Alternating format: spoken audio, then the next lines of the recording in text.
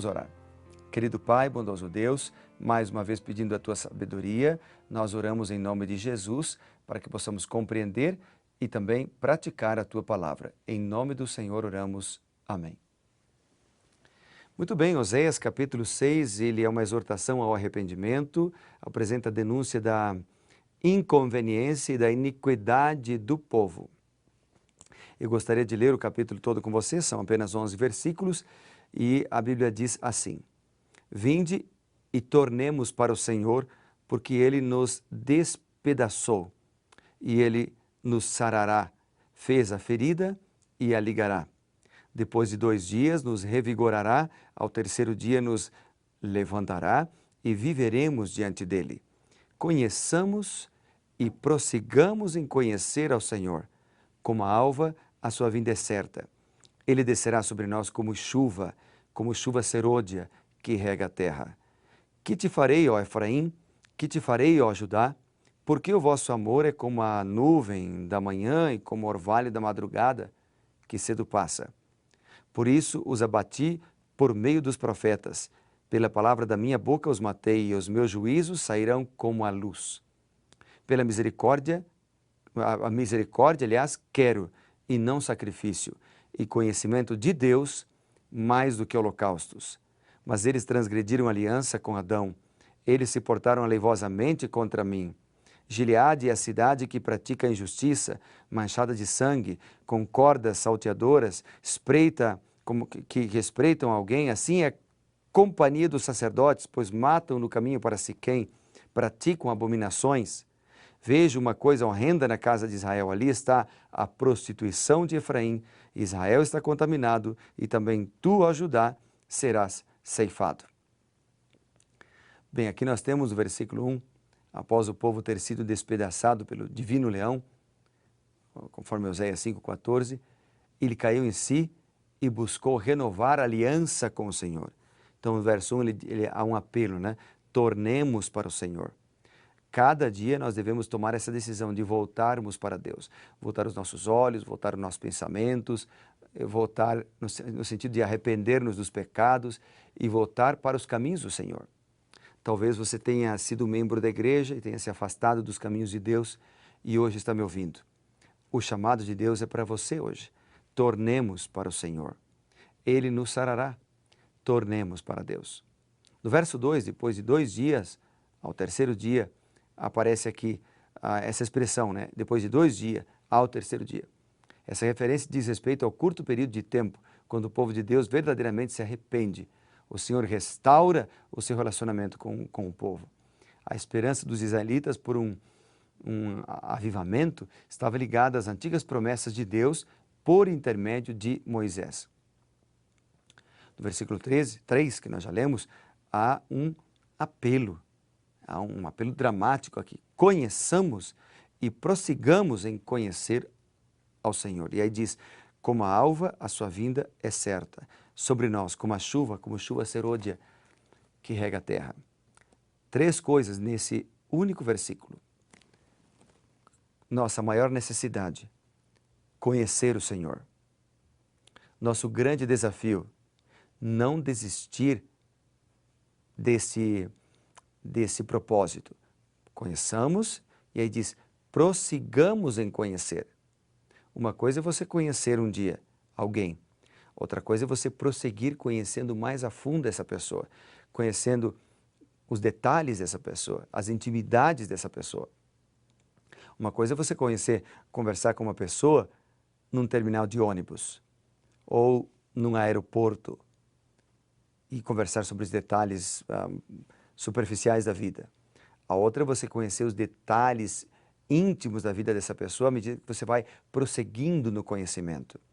Então há um apelo aqui para que a gente conheça Deus, mas que a gente prossiga no conhecimento. E aí está falando de intensidade, está falando de regularidade na comunhão com Deus. Depois diz aqui ainda, no versículo 3, diz, a sua vinda é certa. Jesus voltará para nos buscar. É a maior de todas as promessas da Bíblia. Diz, a sua vinda é certa. Mas diz aqui mais que a sua vinda é certa como a chuva serôdia. Ou seja, A chuva serôdia também é uma representação de um derramamento especial do Espírito Santo nos últimos dias sobre o povo de Deus. Nós devemos clamar pela chuva serôdia, nós devemos pedir pela chuva serôdia, porque é o derramamento do Espírito Santo sobre as nossas vidas que nos preparará para a segunda vinda de Cristo e que nos dará capacidade para conhecer e prosseguir conhecendo o Senhor. A presença e as bênçãos de Deus cairiam como a chuva que rega e renova a terra. A chuva serôdia em Israel caía na primavera, aliás, e proporcionava um crescimento das plantas. Quando a chuva se adiantava, caía no outono, amaciando o solo para o plantio. No verso 4, apresenta aqui uma seção que contém mais uma menção aos pecados de Israel, com ênfase em seu amor pervertido. Mais uma vez, entretanto, a conclusão desse alerta traz uma nota de esperança. O amor de Israel podia ser instável, mas o de Deus é imutável. O versículo 4 deixa isso claro, né? Bem claro. Diz aqui o texto: porque o vosso amor é como a nuvem da manhã, como o orvalho da madrugada que passa. Então veja, o nosso amor é como orvalho, mas não o de Deus. O amor da geração de Oseias era de curta duração. Desaparecia rapidamente, como a neblina, o orvalho com a luz e o calor do sol. Mas não o amor de Deus.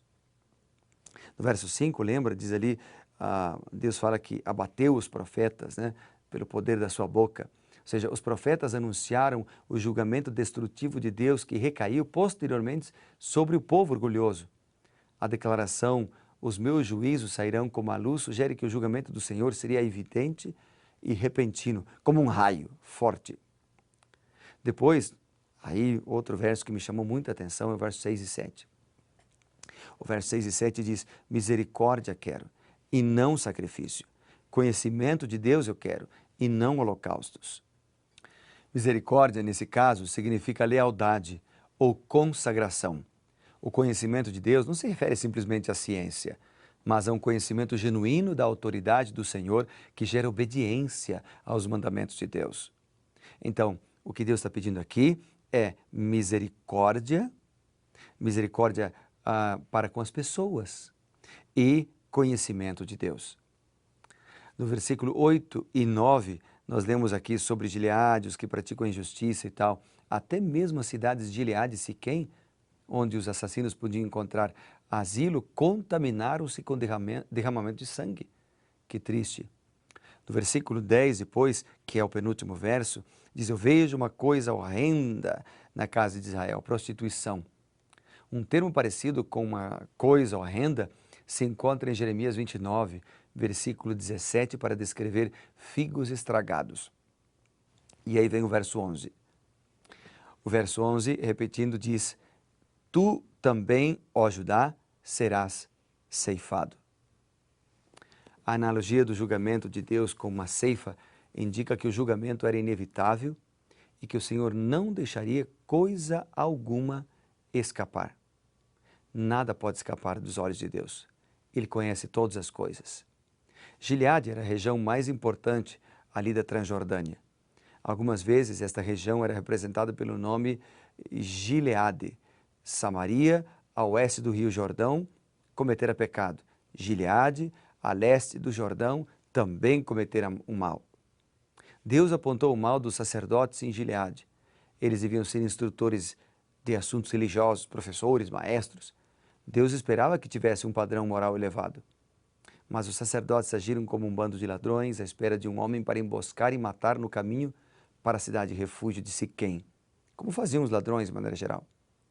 Deus viu coisas horríveis no reino do norte em Israel. Aos olhos de Deus, a sua adoração de ídolos era como prostituição. Eles contaminaram a si mesmos. Por sua adoração de ídolos, por sua lascívia, eles quebraram seu relacionamento com Deus. Talvez eu tenha falado para alguém que tenha quebrado o seu relacionamento com Deus. Talvez esteja falando para alguém que tenha vivido uma vida de lascívia, uma vida de promiscuidade. Talvez esteja falando para alguém que tenha traído a sua esposa pela internet. Talvez esteja falando para alguém que não consegue se manter puro, que cobiça todas as mulheres que vê ou que tem a mente pervertida porque já manchou com o pecado de tanto fazer coisas erradas. Talvez esteja falando alguém que tem o vício de mentir, você não consegue mais ser honesto, falar a verdade. Querido amigo, Deus pode restaurar. Deus pode restaurar. Só que nós temos que responder positivamente ao amor imutável de Deus por nós. Aí, se a gente fizer isso, nós vamos desfrutar de um relacionamento verdadeiro com Ele e aí vamos vencer. Tira o foco das coisas e põe o foco em Deus. Tira o foco da tentação e põe o foco no Senhor. Tira o foco das suas próprias forças e coloca o foco em Deus. Passa tempo com Deus, passa tempo orando, passe tempo lendo a Bíblia, passe tempo conversando com o Senhor e as demais coisas serão acrescentadas. O que você acha? É possível fazer isso? Amigo, do fundo do coração, Deus te ama. Deus quer te salvar. Deus quer te levar para o reino celestial. Deus quer salvar a tua família. Deus quer salvar a tua saúde. Mas você tem que tomar a decisão. Depende de você. E aí? Vamos em frente? Vamos em frente? Vou orar então por isso. Querido Pai, ajuda-nos a avançar, a confiar no Senhor, a crer em Deus e assim receber força dos altos céus para seguir em frente, sermos fiéis e recebermos as bênçãos que só Deus pode nos dar. Nós oramos em nome de Jesus. Amém.